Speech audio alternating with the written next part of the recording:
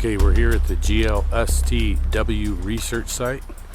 I'm going to be going in and recovering a game cam that's been there for 7 weeks now.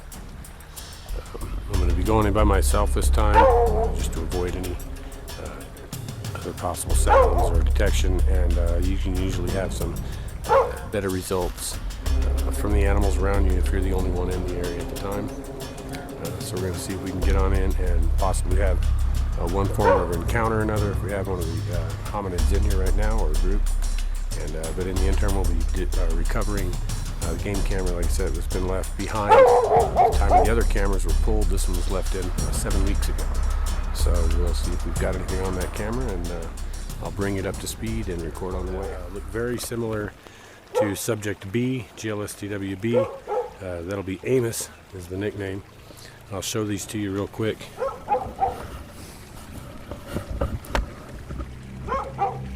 So you can see here one large print there, another large print there.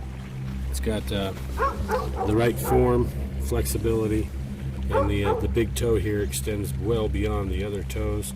It's got that same triangular shape, and you can see toe prints in each one here very clearly. And I look around the sand here. Looks like I can see one more here. You can see very lightly. That's a pretty good shot. We'll do a real quick comparison here. We'll break out a tape.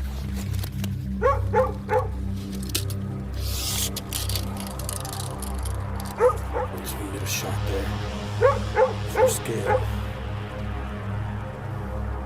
See the heel imprint almost non-existent. Another trait of these animals. Look at how big that frontal area is there. So as you can see, looks like we've got some fairly recent activity. Again, I can see some dermal ridging and stuff even in the sand imprint in here. I'm not sure how close this will film. Don't have a still camera with me because this was an impromptu run in. As you can also see, there's almost a lack of any other print here walking out on this soft sand. So we're going to backtrack up just a little bit to these two other prints. It looks like he came to this point in the river. Right here where this water is, and these little waterfalls. And then turned and went that direction. It's got barking dogs in the background, obviously nervous. So you can see that print. There's been a lot of activity down here because the weather's been decent. Weather's been pretty nice. And I don't see anything other immediately. Okay.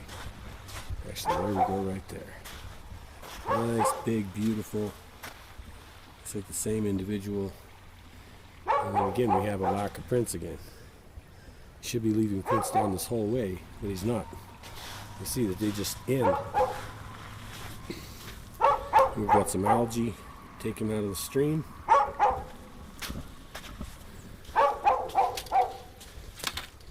Actually, quite a bit of algae taken out. Here we go again. Another. Real nice. Real nice. That's about that's an 11-inch print.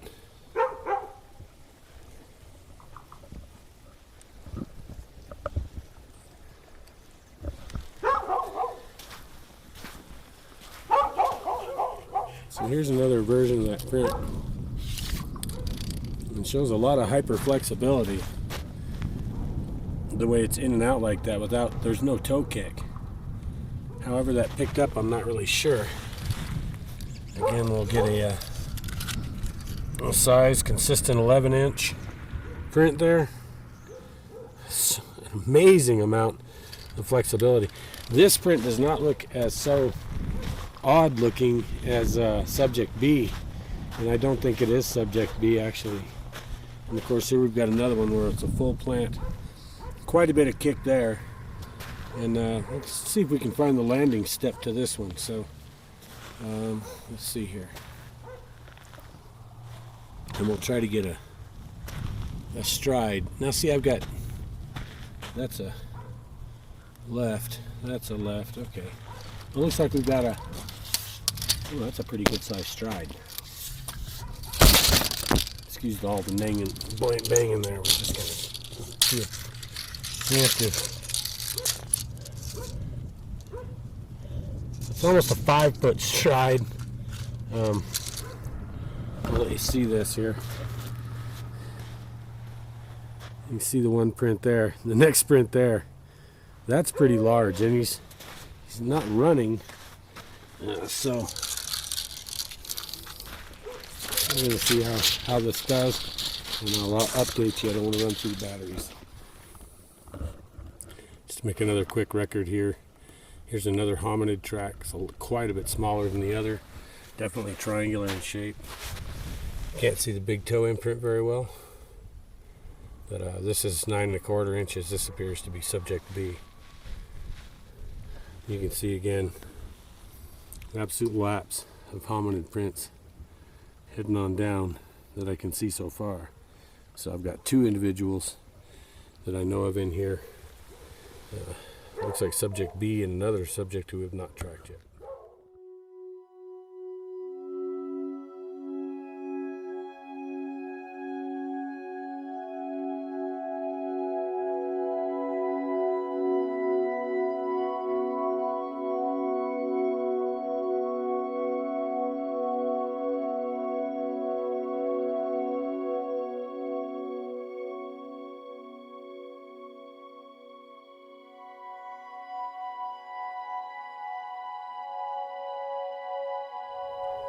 Okay, we're gonna continue on in here after seeing these prints continue downriver. This is a really high active hour, so there's no telling what's gonna happen.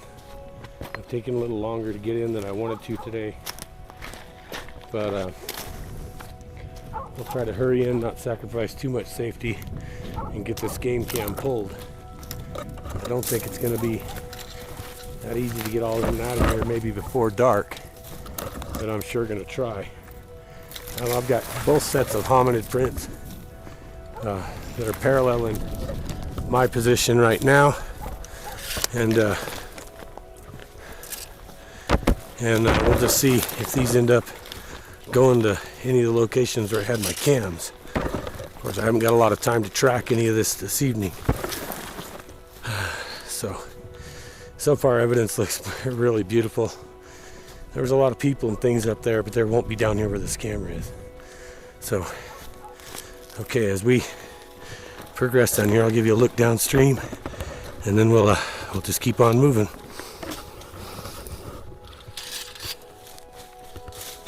Excuse all the shaking. I'm trying to make tracks here. I say this stuff really isn't for entertainment, but somebody might find it entertaining. Okay, I'll continue in a few. Okay, I thought I should also state in this report that the air temperature is pretty warm right now, actually. It's probably about 45 degrees, so it's not out of the question that people could be back here. But the water temperature is still not high above freezing. They still have some snow sitting in some spots, and our nights are still dropping below 30 degrees. So again, whoever's walking around here consistently in sub-freezing weather, in and out of the water for this period of time, it's been all throughout the winter. It's pretty odd. And given the shape of the tracks and nature of the tracks and the temperatures where they're walking, I'm going to call it a positive for some type of unknown hominid activity. It's definitely not any of the local humans. Who it is, I don't know. What it is, I don't know. I would suppose the common name would be Bigfoot. So, all right, we'll keep looking for evidence. We've come about, oh, I don't know, 3/4 of a mile to a mile. And I've seen a couple more indentations of the hominid prints. Nothing definite. They're staying in and out of this water now. Makes it really, really, really tough to track. So I'll get back with you in a few minutes. We get a little farther downstream, and or if I pick up on any other evidence. Okay, now we're getting down here closer and approaching the actual research site where I've got the game cam in. I'll just give you a quick look around at how thick everything is that I'm surrounded by right now. Try to shield you from the sun here.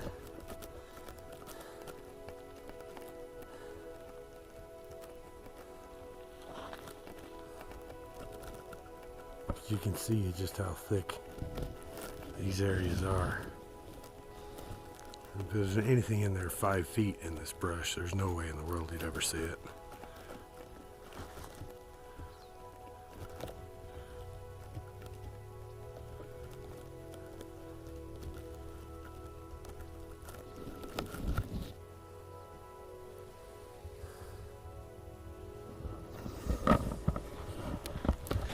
Okay, so I'm gonna go ahead and move on in now.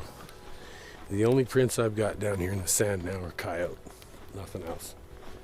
No human, no nothing. A little ways back I did find what looked to be one of the tracks of the infant. And I'm gonna go ahead and sidestep the brush here as I talk. And possibly maybe we don't catch something in the view. What I've got to do to get to this camera is actually break straight through this mess. And the camera's on the other side in a domicile habitation area. You can see just how thick the river foliage is on the other side here. So as soon as I see a break-in tunnel, we've got a low crawl-in right there. This is actually the kind of place where we look for them to be going in and out.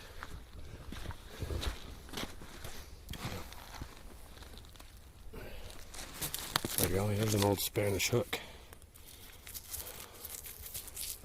Look at that. It came down with the flood.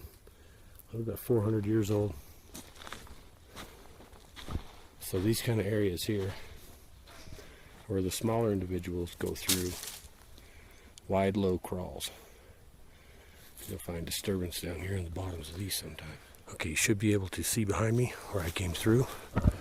And now I'll give you a look inside. What it's like to be in here.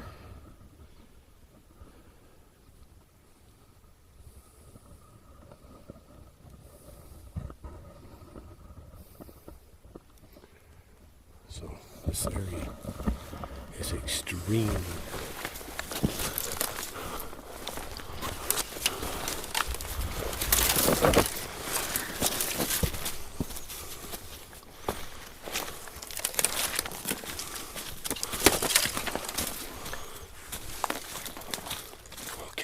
To my clearing now. I'm going to go ahead and whip the camera around through here.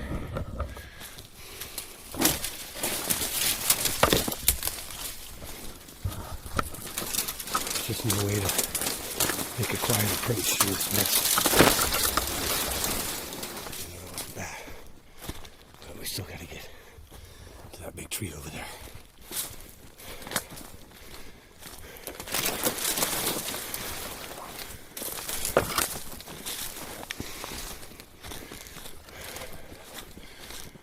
So much damage in here. A lot of it's from the flood. And a lot of it's not. Alright. This is the area. I've got the cams down.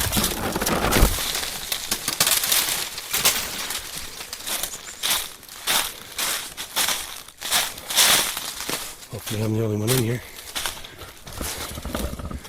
There's little caves. Things all over. Okay, that's good. There it is. Game camera. Still intact. Okay, so I'm gonna get this camera down and get it packaged. I'll keep my eyes out in here. And I'll be back with you as soon as I get this done. Okay.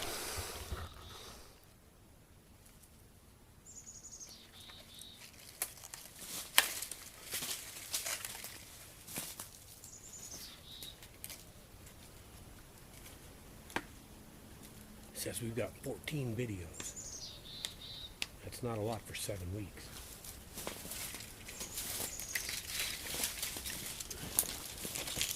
Until we're set up for a quick installation and moving.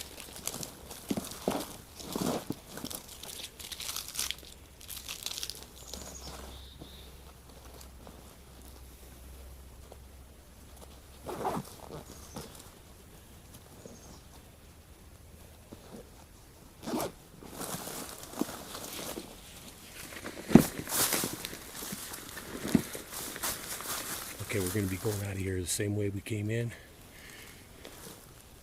Anything else happens, I'll turn on the recorder. But for now, that's it.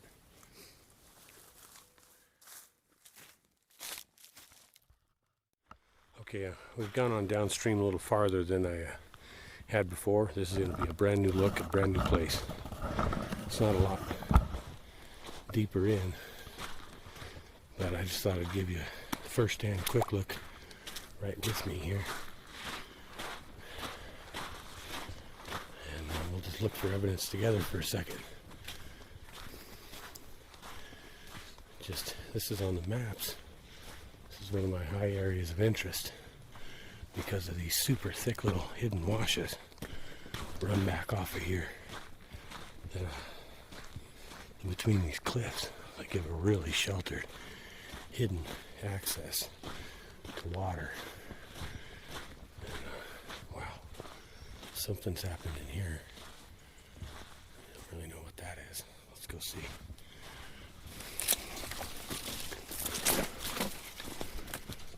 Some huge disturbances, trees come down, it looks like. So anyway, so I just thought maybe we'd check for hominid prints down here, where there shouldn't be any. All we've got right now is coyote that I can see. So I guess we'll probably call it on that and head back to the car. Try to get back out of here by dark anyway. It's funny how little human evidence of any kind I've got once you get this far in, so interesting. Okay, I had a quick theory and looks like it paid off. I had nothing close to the actual depth research area behind me where the game cam was, on this broad flat here, and I thought, well, potentially they're getting up to the pinch point and going around, and apparently that's exactly what it is, because coming down off this hill, I've got a whole trackway, a little series of the infant prints, and these are pretty small. This is really blowing me away. I'll break out the tape here, but if you can see, that is one right there with the big toe. There's another one. There's another one. And he turns. They continue. And here you can see the foot going that way. I'm going to show you just how small this little guy is. So we're looking total about 6.5 inches in length. Look at another one right here. He's got a tremendously slender foot and long toe. At least the mark that's coming up here. That's no deer, elk, anything else. This is wet sand when it stepped in it. Leaving pretty good prints actually. Not bad. So you can see another. Here was a big toe sticking forward. It came out of the mud. And these will go back this direction and go right up into that mess along that dirt wall and down through the thick of the trees, not out here in the open. So this will give you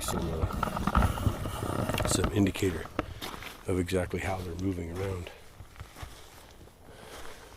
Those are really good though. Those are really nice prints to be that small. And then here we go again. This is he walked up, made a turn right here, and walked back out, and they continue down.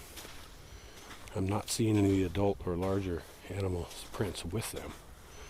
Matter of fact, but here deeply, here's some really beautiful. So as a matter of fact, here's a larger and a smaller here. Okay, so We've got the smaller here print, and then we've got a larger full print here right next to it. So we do have a little baby individual and a larger individual together, and this print's looking like the 11-inch printed individual. So here we've got, again, there's another right here in front of us, another infant track. I'm losing battery here, so I've got to be quick. Here's another series of the infant trackway.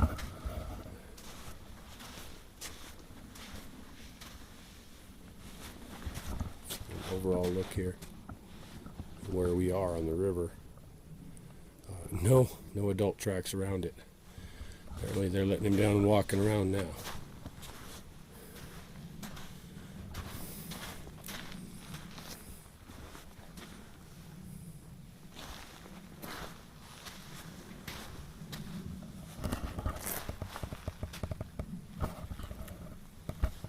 Okay.